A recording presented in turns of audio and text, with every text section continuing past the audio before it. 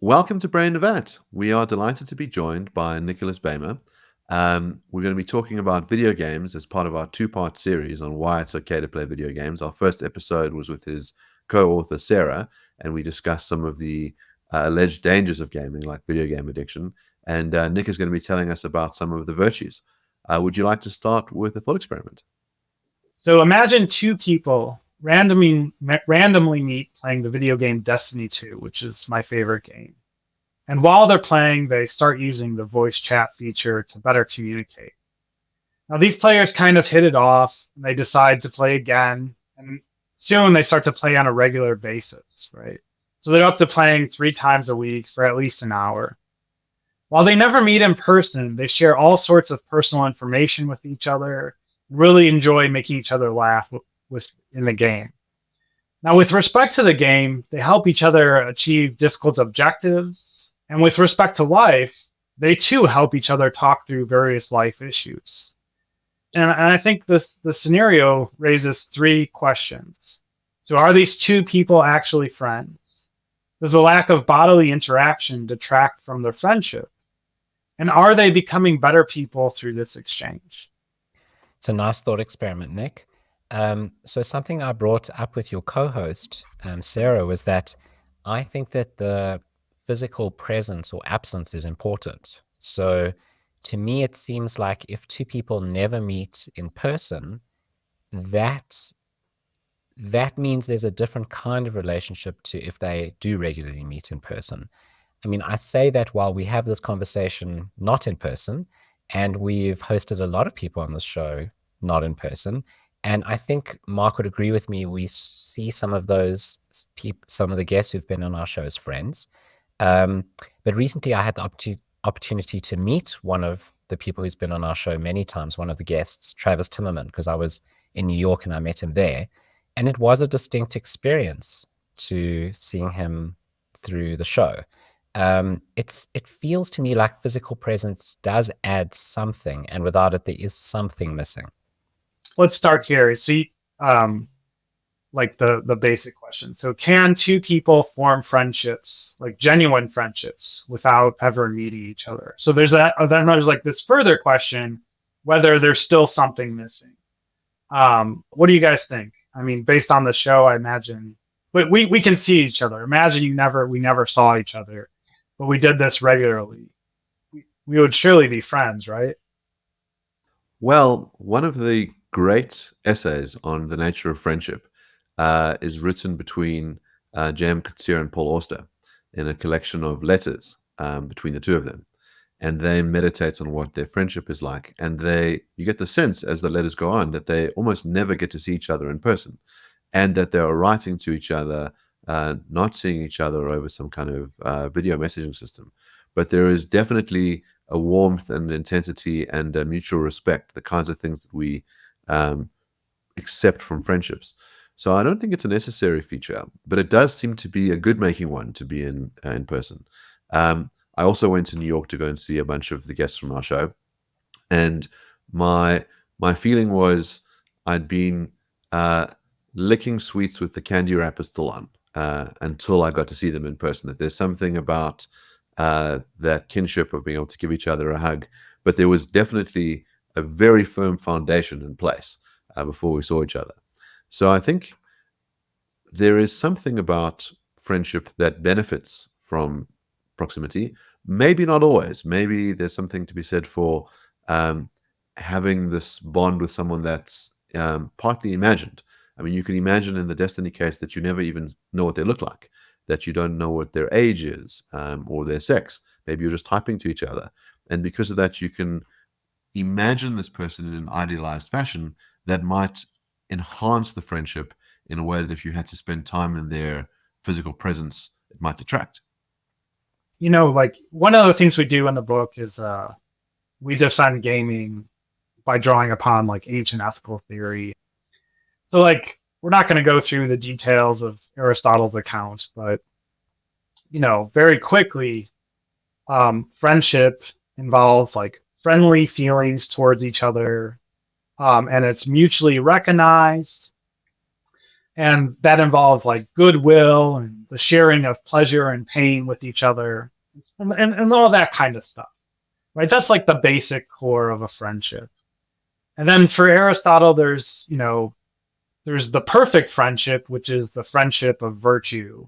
And then there's these lesser friendships, which are friendships by how they relate to or resemble that complete or perfect friendship. So at the very bottom would be the friendship of use. You can think of like two business people or like a friend who you study with in school. You're not just using each other, you guys also crack each other up. But the friendship is centered around like that one activity, that exchange. Then friendships of pleasure. This is probably where most video game relationships or like hobby relationships fall into, where the foundation is like that thing you enjoy together. So if you're into anime, two people, they just meet up and talk about it. The problem with that is like if you stop being into anime, right, you'll probably stop being friends. And then the complete would be the friendship of virtue. So one of the things I gave in this thought experiment was that now these people might not be like, they might not have achieved like the fullest extent of a virtuous friendship. But in the example I gave, right, they are both trying to assist each other in the game, like these made up objectives. But then they also talk about stuff outside the game. And so in that respect, you might think that they're engaged in a shared project of helping develop each other's character. Likewise, like so if that's the case, then through video games or really any virtual interaction, you can help shape, for better or worse, each other's character. And if that's true, then you can work towards this deepest type of friendship. So that's just kind of like a basic model to start thinking about friendship with. Why do you think the video game is constitutive of that friendship, though? Why not think that actually what the friendship is all the stuff on top? It's the talking, it's the discussing things outside of the video game, it's the helping each other out, generally improving each other's characters, talking about their difficult days, the connection. Maybe what the video game is just sort of a means to an end. Why think that video game is actually constitutive of the friendship? I agree with that, but I mean, we surely like, if you and I were into like, imagine you guys like cricket or something like that. So if we were into talking about cricket regularly, right?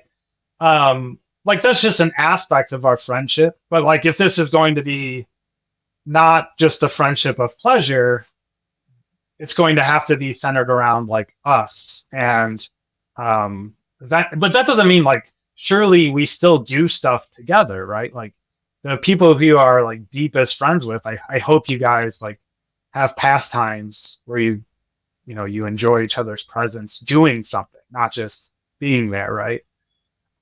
And so like I want to connect to this objection. We can call it the transparency objection. Well, I guess there's two objections. One is you might not really know someone if you can't like see them in the embodied nature. And then the other is just like physical, not even like this epistemic worry, but there's just something special about physical presence. So I guess I would just say with respect to transparency, there's, in-person relationships, there's always going to be a kind of worry about how well do you really know someone. And I think it's more like one thing where we can gain confidence in knowing someone is when we're with someone through a range of experiences, right? So it's not just like one-off, so that you can start to see their personality in different, areas. And eventually, like if they have like a rage issue, it'll probably show its head.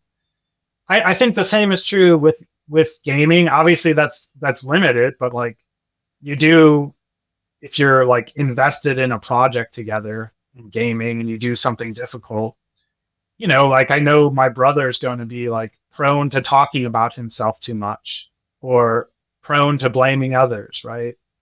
So his character does come out through the course of gaming. So I think that we can actually get a sense of each other So it seems like games provide an interesting world in which different facets of a person can come out. So you can be playing a competitive game against your friends, and you get a sense of how much they like to torment you or how much they enjoy seeing you suffer. Or you can play a collaborative game where all of you are in it against some greater foe. And there you have to do a lot of coordination, and maybe someone has to adopt the role of like a team leader, and someone has to be supportive in it. You you might blame someone in the team who failed, but you might celebrate each other when they did something amazing. um, and you might think that it provides a world of experience that's different from your ordinary world and maybe enhanced. So the kinds of experiences you could have in a game are often going to be exaggerated, as opposed to, let's say, the kind of friendship you have in your office. You're not having the sort of thrill of adventure. Maybe you get a bit of gossip and things like that, but it doesn't have the excitement of a game. There also might be an intimacy that you have with video gaming, in that you're wearing a headset while talking to your friends, and so it feels like they're in your mind. um, so you might feel a real sense of closeness because you're talking and then hearing them in a way that if you're all around a table, having bagels and lox, it might be more diffuse. That you might not be able to hear all the different aspects of the conversation. It might splinter off. Whereas in the game, you can all hear each other, simultaneously, and feel that real sense of kinship. And it's not the argument we're not making is like virtual friendships are like superior to in person. I think, I do like in person relationships, and maybe having both is ideal.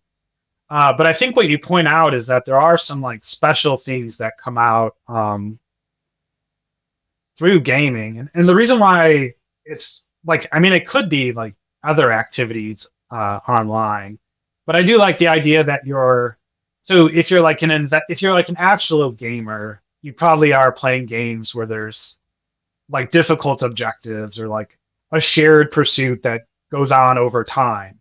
So it's actually like a project that you and your friends can work on together and meet up and regularly do. And maybe in an ideal like you just are kind of like rational souls communicating with each other. And I think that's really cool because you really have no idea what anyone looks like, right? You just hear a voice. I mean, maybe you could guess like sex or gender or things like that, but you really don't know. So a lot of things are removed, and in fact, for some people, like they might not feel comfortable communicating in person as much. Like maybe they feel like they come alive in this digital realm. Depending upon your job, the people you work with, or like it's kind of like there's not a shared adventure, right? There's not the thrill of victory.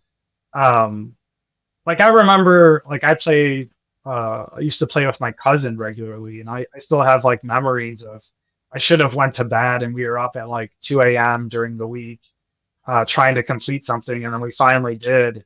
And yeah, it was just a great feeling. And maybe it just seems like trivial to other people, but I don't know. It's one of the best days of my life. Maybe in the case of your cousin, I'm assuming you knew him outside of gaming, so you had sort of a concretized, what I want to say is real person in front of you. And then later you connected through other mechanisms, like through the game. And that seems to me like just an enhancement of your friendship. So that really does seem like a genuine friendship that gaming is helping. But the more difficult case, I think, is where you don't meet the person ever in person. And you've argued that you can have a genuine friendship even in the absence of that physical presence. But I want to push back against that. I want to be the gaming Grinch for a moment here. So I want to say two things. So the first one is that Mark mentioned earlier the idea of idealization, and he said that could be a feature of games. In other words, it's a good thing. It could help you grow closer. But psychologists generally feel that when you idealize someone, it doesn't bring you closer. It makes the relationship worse in some important way, which is that it's not an authentic relationship. And online communication generally, even outside of games, lends itself to idealization. We see this in the online dating world. We see this in Facebook friendships. We see this in Instagram friendships. People present a certain side of themselves, which is often an idealized side, to someone else. And they, because they have an absence of physical presence of that person, without a three-dimensional look at their life and their physicality, they fill in the blanks with what that other person is encouraging them to do. So it encourages idealization, which suggests that it's not really a fully authentic engagement if you don't have that sort of rooted physical interaction that you had previously with your cousin. The second issue I see is body language. So an enormous proportion of communication that happens between humans happens through body language. And I take it that in games, at least in part, that body language is missing. Now, you might say there's some sort of proxy in the game. So you've got these characters, they represent themselves in a certain way, which again lends itself to idealization, but they move in a certain way in the game. And maybe you can gain sort of a proxy of how that person moves in the world by how their character moves in the world. Maybe you want to argue that. I'm not sure. But still, that does seem to me like it's not the real thing. It's a representation of how that person moves in the world. It's not really how they move in the world. And it just feels to me like then there is something missing. So I want to take these two premises, right? So the one is that idealization happens. The other one is that there's a lack of body language communication, which is the majority of human communication. And say that it's actually not these two people in a friendship at all. I think it's not, if you and Mark never meet in person, you meet through a gaming forum and you start gaming together, I don't think the two of you are in a friendship. I think the idealized version of you, Nick, is in a relationship, in a friendship with the idealized version of Mark. But Mark and Nick never connect. So why is it that physical presence is so important? And this connection to idealization, right? So I think it's the idea that we don't really know each other. And it's because I'm just seeing like a filtered version of you. But, I'd like to begin by saying, like, when we first meet people in real life, if we want to use that term, or in physical presence, people aren't as transparent, right? You face a similar problem where someone's wearing flashy clothes, they drive a big truck, or they might have a shirt that they just happen to grab, but now you think, like, you think I'm a fan of The Simpsons, but maybe it just happened to be a shirt that I like the color blue, right? So we read all this stuff into it, right? So that's just to say, in-person relationships maybe aren't as transparent as they initially seem, and that getting to know someone takes time.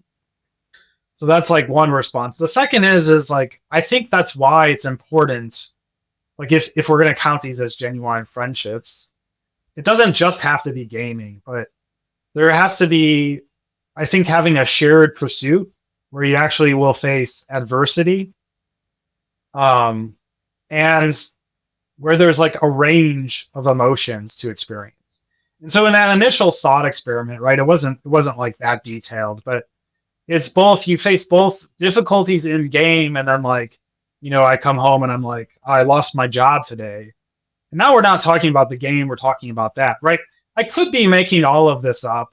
Like, you're not verifying it. But I think, I do think like you face that problem with people, like in reality too, like unless you're going to like do background checks on people. So if you can experience, a range of emotions, I think that you can start to actually get, right, people behave in a pattern way. Like, I was kind of teasing about my brother, but he does, like, I love him, but he does tend to like talk about himself a lot, like his great achievements in the game, right? And so that's like a character I think that he has. And perhaps like I'm prone to getting like overly angry too quick. And if people like he's like people that never meet me, that habitually play with me, I think they could pick that out. So that's response to the transparency, and then we could talk about the body language. But I want to just see if that seems plausible. Or... Yeah, I like your idea that in person doesn't guarantee transparency. I like that point, but I want to say it's a necessary condition. I don't want to say it's a sufficient condition. So I want to say that in order to get to know someone, you need to read their body language. You need to have a less idealized version of them. Now, of course, people can pretend in person, in real life. There are con men and, there are sociopaths that make a living out of this. But I take it that it's more difficult, and that physical interactions, if we get a massively misleading view of someone, we think that's not a normal event. We think that kind of person is a con man or a sociopath, that it's an unusual occurrence. Whereas it feels like online meetups, that is maybe the norm. So online meetups are almost always idealized. There just isn't enough feedback from that person. You don't get to hear the tone of their voice, or maybe you do if you get to talk online through microphone, but through Discord, for example. But the point is, it much more easily lends itself to idealization, and it's not that if it's in person, it's guaranteed that there won't be, but it just seems less likely that there'll be this lack of transparency or opacity. Yeah, so I'm in agreement. Obviously, I don't think it's like a necessary condition, but I'm in agreement that like, so if we differentiate like facts about you versus your character, yeah, like if you're just lying to me like while we regularly play games, like that's a bit of a jerk move, and without doing like a background check, it's true. I just wouldn't know these things, and perhaps then I don't count. We don't count as friends, and that's like a character feature, like that dishonesty. If you're this great con man, that I wouldn't recognize. So I might not be able, without doing a background check, I might not be able to know like the facts about you.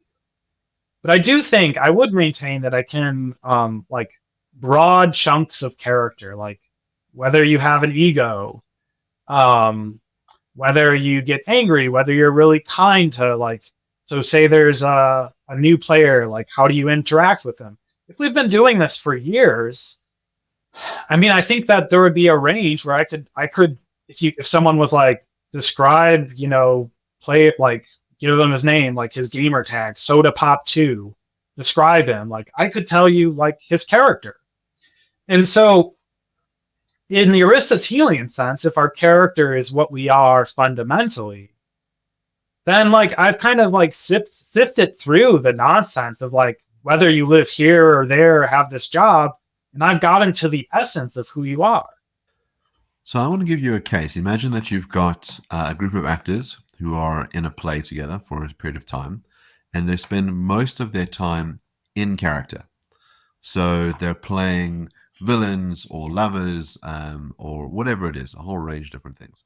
And then some of the time they're out of character and they're building up relations. And they might have a sense of how they relate to each other, even though they're in character a lot of the time. And they might think that they have these very strong friendships, or that they have a strong dislike for someone because of the way that they behaved. And it seems that gaming is more like that kind of environment, where you're in a place that's surreal, where the kinds of things you might be required to do in the game are not what you would do in the ordinary world. So you can imagine someone who really enjoys killing kids in a game and looting their corpse for stuff, right? And you could then say, wow, this person's got a terrible character. What kind of a person would do that? But I don't think you'd make that conclusion. You'd say, oh, they've got a good sense of humor, or that was the rational thing to do in game. You wouldn't transfer any of that stuff to their real world character. But if we don't do it in the negative case, maybe we shouldn't do it in the positive cases. So it might be that someone is very generous to new players, that they're happy to show them the ropes, but that in their ordinary lives they're not like that. That's an outlet for them.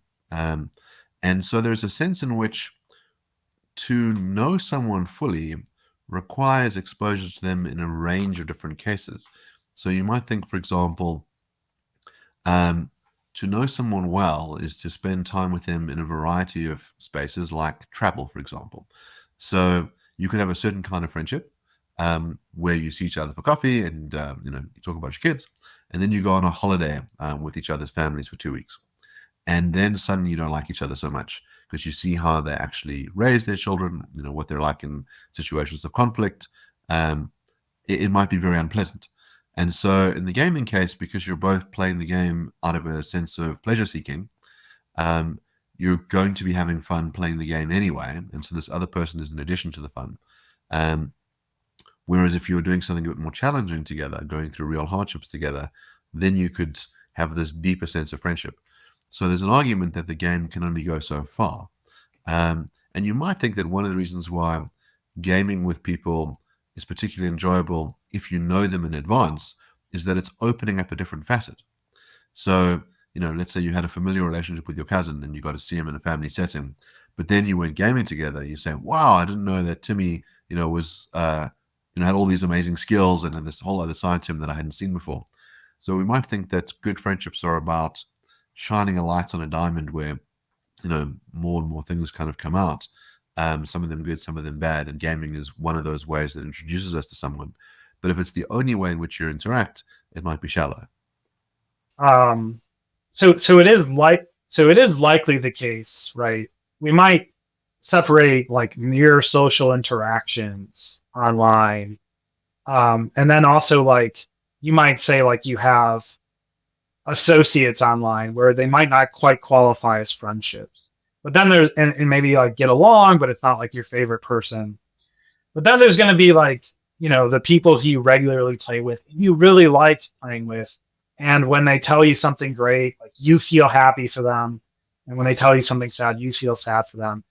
And you do share part of your lives with each other. So that's like the Aristotelian friendship of pleasure. And that it's not nothing, right? It is something. But then there's like the deeper question. Can you get the fullest friendship? And for Aristotle, I've left out a lot of the details, but it's actually quite demanding. And he thinks you're only going to have a few of these. And it involves sharing your life together. So if we have that standard, it's likely the case that most in-person online relationships just aren't going to meet this. And I think you're right that like one of the issues about the setting of video games is it's all related to the game. And I'm just going to be like, I'll just be honest. Like, so I don't think I've had a gaming friendship that has ascended to that highest level. I've had some that come close, but like really, like the test is if you two stop playing, like if you lose interest. So essentially I had this friend, he's a variation of his gamer tag named Rexy. And Rexy and I really did like playing Destiny 1 together. But then Destiny 2 came about and the mechanics kind of changed. The game kind of changed. He lost interest. I tried playing a different game with him. And what happened is like, we just stopped talking because we didn't play the same game. And so that to me is like evidence, even though we shared personal stuff, like I helped him with his resume and all these like other things. It really didn't get high enough, but I think, and I admit it, like I think it's quite challenging to reach that level. I just think theoretically it is possible, and the friendships of pleasure like are something important. So I guess I want to shift topics to one other point, and we were talking before this. I think that beyond a certain age, it can become quite difficult to make friends and associate with people just because when you're in like college or high school, you're like surrounded by people who are your age and maybe have similar hobbies. The cool thing about the online gaming community, I mean, you might think the bad thing, but the cool thing is that the reach of it is quite wide. So you can have a shared interest. And you can meet people from around the world, different races, different classes, all sorts of things. And so there's this kind of you might think it is kind of exposes you to a diversity of people that you might not get, right? If you make friends with the people at your work, right, on your block, it's possible that it's diverse, but it's also possible that you all have the similar backgrounds. So that seems clear that as a mechanism, it can provide you with a way to connect with people that you would never have met otherwise. And that seems like a virtue of gaming. It could also expose you to abuse, though. So something that happens online, it's a very well documented phenomenon, is that people behave much worse than they would in real life. So they treat each other far poorer in general. In other words, people can be really abusive. Why is that? Well, because it seems like the ability to stop contact is so much easier. There's also an anonymity, so you can use a call sign or a gamer name without your real name being out there. And there's something about sitting behind a computer screen that enables people to say and do things that they would never say if their face was actually being shown. And I wonder whether the benefits of the friendships that could develop are sort of equally, or if not outweighed, by the potential harms and the negative kind of interactions that can evolve as well. Yeah, I mean, that's absolutely true. And like, I mean, like there's like practical things you can do to avoid both yourself acting poorly and maybe receiving like hate. I noticed that like I was sending people, not, I was never saying anything that bad, but I would send people like, why the hell did you do that in the game? Like, and so I just like disabled all those features. So now it's like, there's an initial step you have to take to do that. I was also getting like a lot of, like, if you do well, right, or poor, if you do really well or really poorly, someone's going to like express hate at you. And so that's not great. I mean, you know, I haven't seen all of the episodes of this, but I imagine you guys have covered the Ring of Gyges at some point, right? So you might think that the online setting is similar to this Ring of Gyges thought experiment that goes back to Plato's Republic. And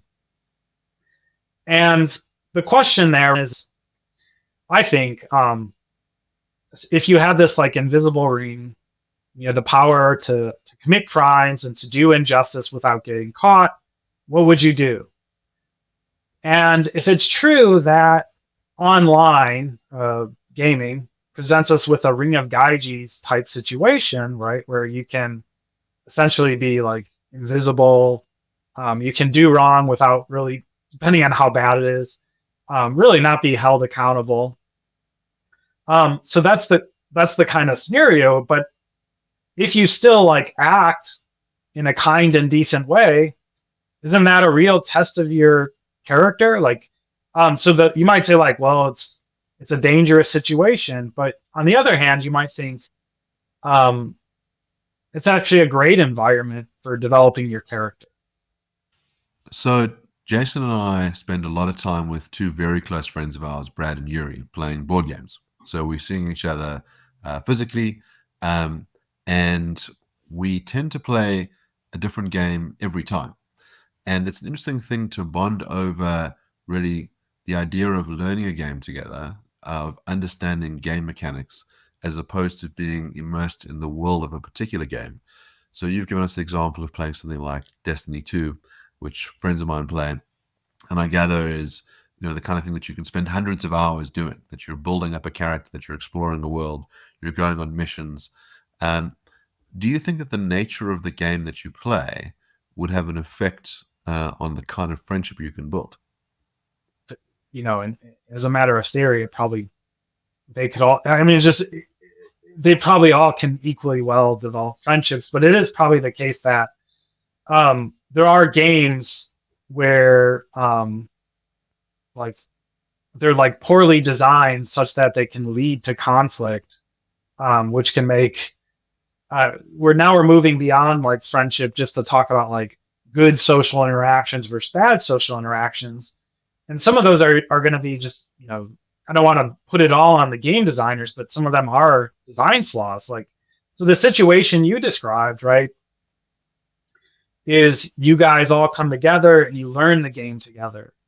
But imagine that you guys are learning the game and I've been playing for 1,000 hours and I need to like, I have 10 minutes to get something done before like I go to work. And you guys are like fumbling around and preventing me from doing it, right? This is like a design flaw. Like, why are we in the same space? Obviously, I shouldn't be so impatient, but this kind of setup is not conducive to like a good relationship or good interaction. So yeah, I mean, I definitely think it, like, as a matter of principle, it doesn't matter, but I think in practice, the types of games, like whether they're competitive or cooperative, whether they're narrative based, um, and also just like how well like the environments are coordinated, do matter. So to follow up Mark's question, maybe what some non-gamers would think is certain types of games, maybe very violent games, so they might not understand how that would be conducive to building a friendship, especially if you're not on the same team. So let's say you're fighting each other. I think maybe a lot of men connect in this way through games is they feel this like the joy of the kill. And I think a lot of men communicate like this outside of gaming. So, they give each other shit is the way we would say it in South Africa. So they mock each other, they try and push each other to the point where there's discomfort or just before that point. And that is a way that men bond.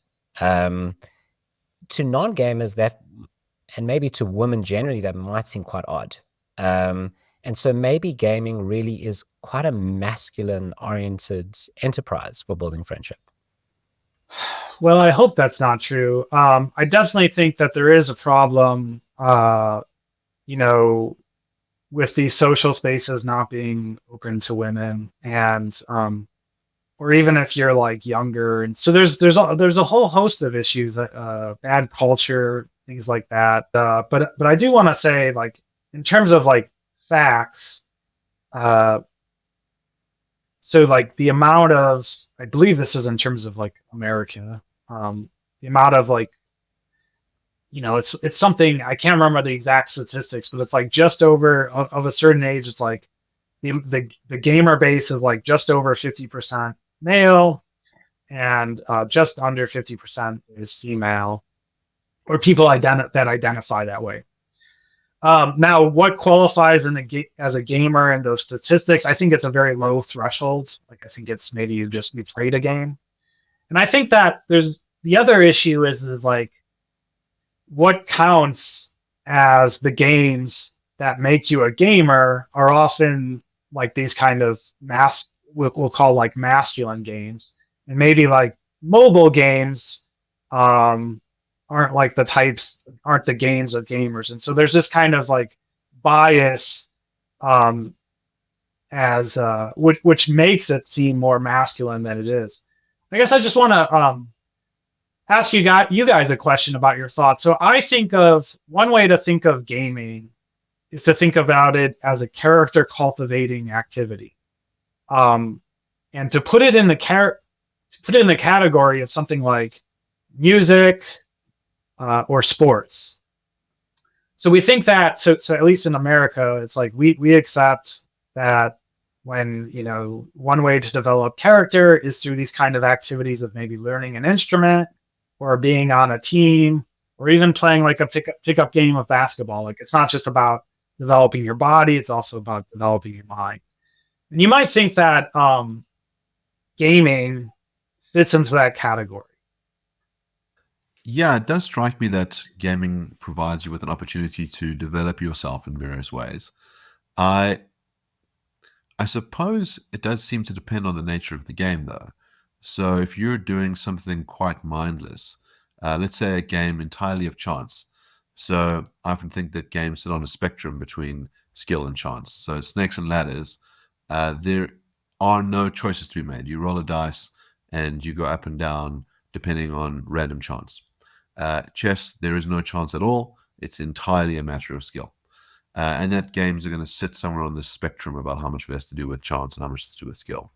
Um, Now, I can imagine one of the critiques of those who don't play games looking at games is that you're wasting your time, that you're engaged in a worthless activity. And I would think that someone who spent all their day playing snakes and ladders really was wasting their time. Whereas we often think that the chess player is doing something quite noble, that they're developing their mind, that there can be a kinship in chess tournaments, that it's an exciting game to play. It's the kind of thing that global powers, would would fight through the game of chess. You think about the Cold War playing out between Bobby Fischer and the great Russian chess champs. So the nature of the game seems to matter. I'm interested in picking up a little bit on Jason's line about gendered games. And maybe it's unpopular to sort of make the claim that certain games are more masculine and some more feminine. But I know from my own personal experience that there were certain kinds of gaming communities that were almost entirely dominated by men. So I used to play Magic the Gathering quite a lot with friends, almost entirely male. That changed at some point once they started including certain kinds of characters in the game. So there was a period of time when fairies became a very dominant deck archetype, and a lot more women started playing the game. Games that are collaborative instead of competitive seem to attract more women. So games like Pandemic, where you're all in it together to beat the game, seem like they're more likely to have a mix of people playing. And maybe other kinds of games that are just creative in nature. So a game like Dixit, where you're playing language games with interesting works of art, are going to be different from the idea of let's kill each other and destroy each other. Games where you're all going to be there to the end also seems to make a difference.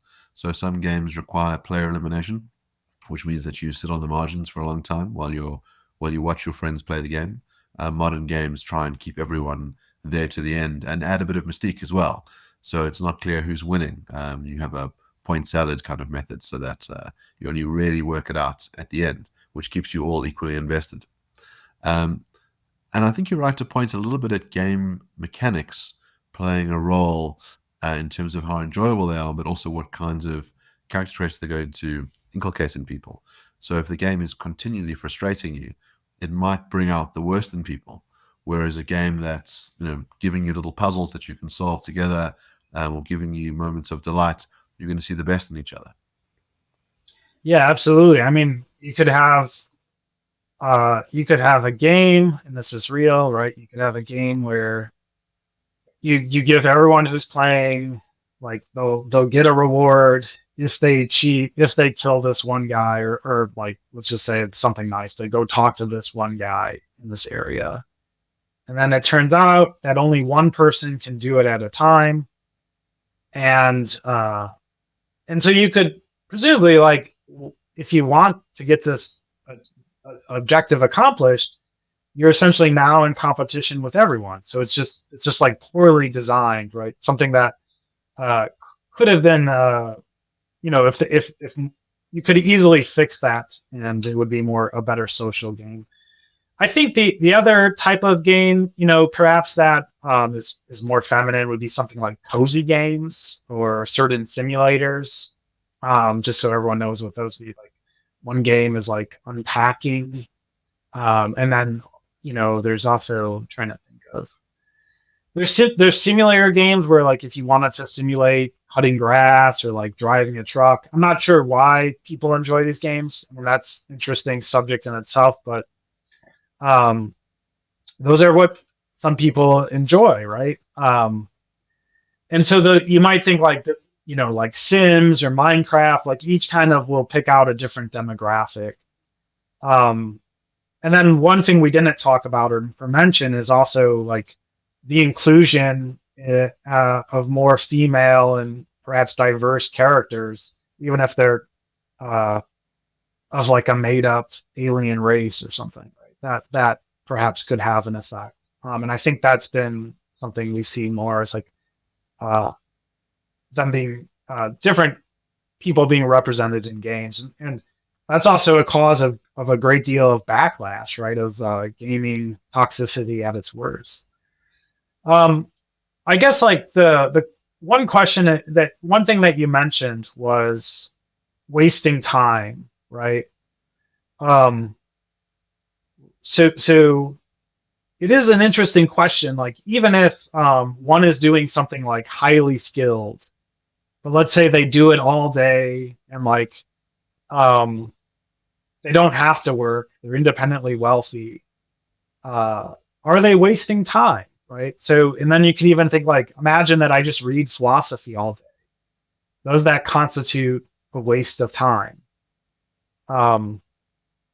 Like, what do you guys think? Like, so I'm doing something non-productive, but I'm just doing this like intellectual activity or aesthetic activity all day. Does that constitute a waste of time, or is that a good use of my time? Well, it seems to depend on the activity. So if you think that personal enrichment is not a waste of time, then we want to know that the activity is actually enriching. So if you're, you know, let's say reading the telephone book every day for hours on end, then it strikes me as a waste of time. Looking at beautiful works of art and reading good philosophy don't. And so again, the nature of the game might matter. I'd be quite worried about the person who spent their time digitally mowing lawns. And maybe they do enjoy it. Maybe they derive an immense amount of pleasure from it. That they wouldn't make it meaningful, and it might very well be a waste of time. We can imagine some things that bring us delight not being good for us in this sort of substantive sense. I'm interested in something else. We spoke a little bit earlier about how you could have a friendship or a simulacrum of a friendship. Um, let's assume that you find out that one of the people that you've been playing games with for years was actually an AI. So AI is now at a point where it can have a pretty good conversation with you. It can sound like a human being. Obviously, we can even have video that will resemble a human being. Would you feel that you had been deceived, that you didn't really have this friend? Assume that Rexy was a bot, not a real human being. Or would you say that no, I had a friend nonetheless, even if it wasn't capable of reciprocity because it doesn't have the genuine capacity for it?